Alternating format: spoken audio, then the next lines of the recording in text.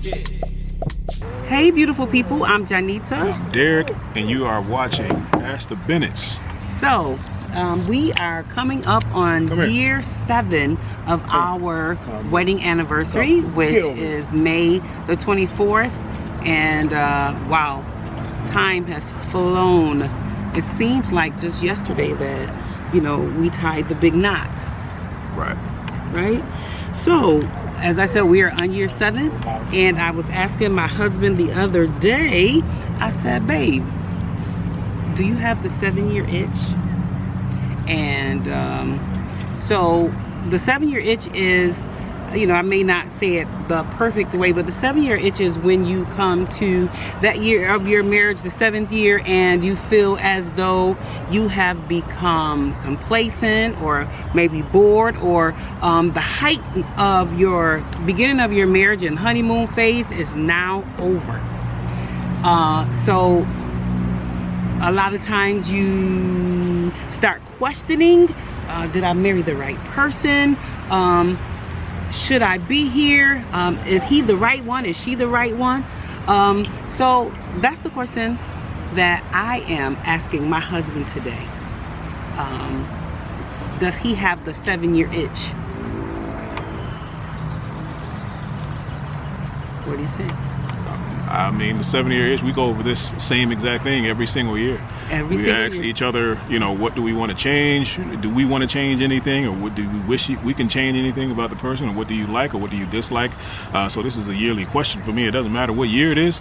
To me, this is something that, like I said, happens every year. I wish I can get deep and talk about the number 7 is the number of whatever. I don't know. I don't even know how to sound deep in talking about that. But I just think it's taking it day by day. I don't think it's any deep answer along with that. I feel the exact same way. I have the same exact answer every single year. We talked about several different things, you know, minute things, but overall, you know, I still think I made the best decision ever. Oh, how sweet that is. Well, he said he couldn't dig deep, so I'm just gonna grab a few things which we normally don't do. But 7 means completion. 7 means perfection. 7 is the number when God completed his work. So 7 is a good thing. But so I want to go back to him saying that every year we sit, be it at dinner, at a restaurant, at home, in the car, and we ask each other, do you feel, and normally I'm the person that asks those questions, that start the questions, and I ask him, do you feel like you married the right person? Do you still feel like you know, you love me? Because I know that in every marriage there are many seasons.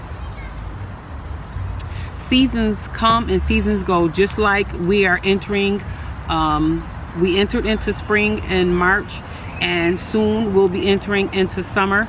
But just like the seasons change with time, the seasons change in a marriage. So sometimes you have a good spurt of years and a good spurts of months, but the thing is you have to learn how to weather them. You have to learn how to work together. This is a season alone by itself. This is a season alone, right now, in this quarantine, in this safe pause, in this, although we're opening back up, however, we still got to be very careful. So this is a season alone. This was something very different for us, being in a quarantine with we spend time together all the time. But I got to a place where I was working from home. My husband normally works from home all the time, but now I'm home all the time. So this was a total different season for us. That's something we can talk about later, because we did get some questions about quarantining with the one that you don't love and the one that you don't want to be with. But I'm gonna get back to different seasons in a marriage. And you have to learn how to, just like we have to weather the storm in every season. When summer comes, we change our wardrobe. When fall comes, we change our wardrobe to the turtlenecks and all that. In our marriages, we have to do the same thing. We had a season of drought, maybe our 2nd year of marriage. Do you remember that? Where all of a sudden things were going perfect. All of a sudden finances, things started just going haywire with all different types of things. But we decided to stick together. How are we gonna make this work? I tell you what, even though we were in a major financial crisis maybe like the second year of marriage, third year of marriage, I knew that it was much better with Derek than it was without Derek. So at that time, when we were, you know, I didn't know how we were gonna make it through, but that was, a lot of times marriages break up. That's one of the reasons why marriage break up, is because of finance. That's one of the main reasons, other than infidelity. But we could have thrown the towel. I could have said, nah, I didn't get married for this. But no, I didn't. Because I knew that where God was taking us and what the plans that he had for us, if I stuck it out, that we would see the benefits and the fruit of our labor, and that God will bless us. And indeed, things have changed, and, you know, we're thankful to God for that. So we stuck that out. That was one of the first things in our seasons in our marriage. And then shortly after that, I started having some serious health challenges. And that was a whole nother season where he could have walked out. And I remember saying to him one day, he was hugging me, and I had just come home from the hospital and I was very weak. And I said to him, I said, I'm so sorry, because I know you didn't sign up for this. Now, all of this is within these 7 years. Now, this is like our 4th year of marriage, when I took ill. And then the following year after that, I ended up having open heart surgery. And so the first time I got sick, I had pneumonia and a blood clot on my lungs. And then the next year, I ended up with open heart surgery because the doctors found a mass on my tricuspid valve. And then after the surgery, they found multiple mass on my tricuspid as well as my pulmonary valve. He could have walked out, but he didn't. And that was another season. So I'm just telling you that in this 7 years time, within the 7 years, we've had multiple seasons, but God saw us through, and we decided to stick together. We decided to make things work. We had to sit down and talk about things. And in that, there was another, I was very nervous, and I'll never forget the day that I hung up the phone and I found out that my job was gonna cut my health insurance. They were cutting my pay and all this stuff. Now, mind you, I had been at my job for over 20 years and I couldn't understand why they were doing this to me. And my husband came, he saw me crying, and because I said to him, he said, why are you crying? I said to him, because we did all of this with both of our incomes. And he got on his knees next to me and he said, listen to me and let me tell you something. I refuse to let us lose anything. It won't happen. So what you need to do is stop, get yourself together, and just focus on healing. That was another season in our life. Right. But we decided to work through that. Also, within the 7-year itch, you have to realize that neither one of you are perfect. Neither one of us is perfect. A lot of times within this time, a lot of times you start arguing with each other about situations that you feel like you can't get through. But you know, we've decided to not just focus on the negative in the person, but the positive in the person, and try to come to a solution. And my husband knows me. A lot of times I will just sit. If there's something going on, sometimes I'll get really quiet, you know, he'll come to me and, you know, he'll talk, you know, ask me what's going on. So a lot of times you begin arguing about things that really, I'm not saying that they don't make sense, but there are things that you can work through. But a lot of times one person wants to be right, and instead of focusing on solutions, you're focusing on what's right and your comeback of why you're right, instead of trying to hear why or what's going on. So that's something else you can focus on. Another thing you can focus on in getting through the 7-year itch is, and we're just going to our 7th year. So I'm not telling you that we are not going to face any things, or we haven't faced any of these things, but complacency, you know, getting very comfortable. You know, a lot of times we get comfortable. So after that, after so many years, we stop, you know, taking care of ourselves, or stop, you know, looking at the interest of your mate, and it's just all about one person. And it's not just always just about you. You got to find out what that other person's interest is. I should be his biggest cheerleader. He should be my biggest cheerleader. It should never be to the place where it's one-sided.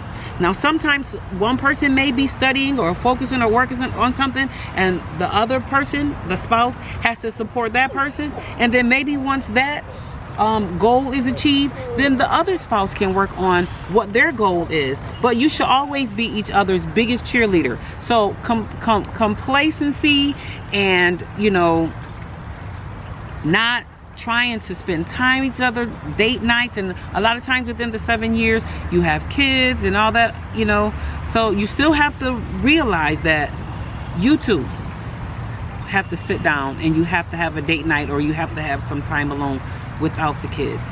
You know, you got to find a sitter, or, well, and during this time you really can't find a sitter, but you know, you do things together as a family. You can, you know, have game night, you can have movie night, you can take walks. There are many things that you can do to continue to keep each other interested in each other.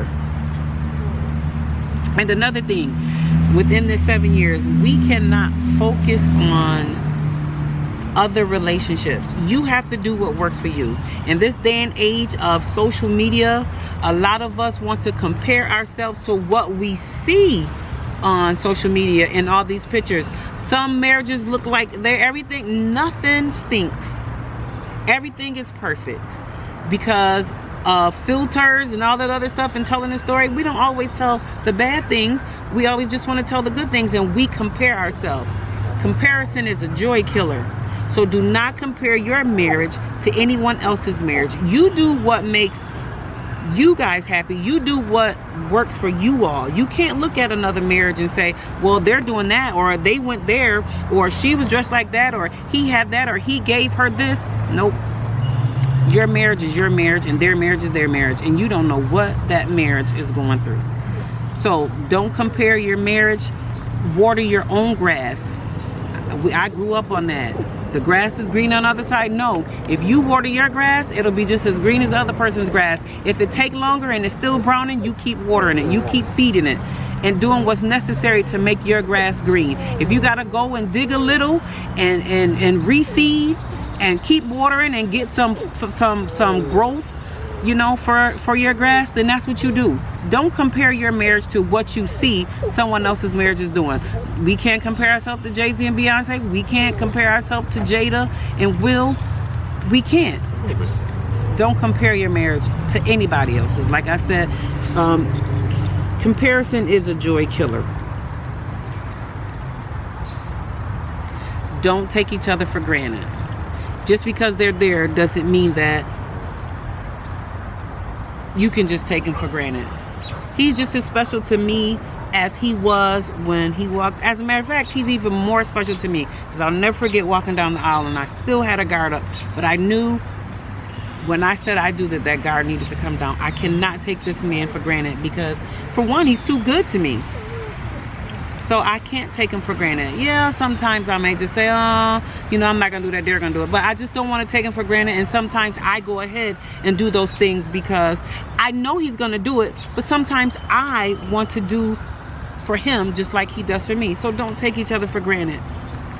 You can't, especially in this day of age when people are you know, going from here. Nope, don't take them for granted. Right. And then you'll wish, you know, I should have done something different. So just a few little tidbits of getting through that 7-year itch and working on it. Sometimes it don't even take 7 years to get to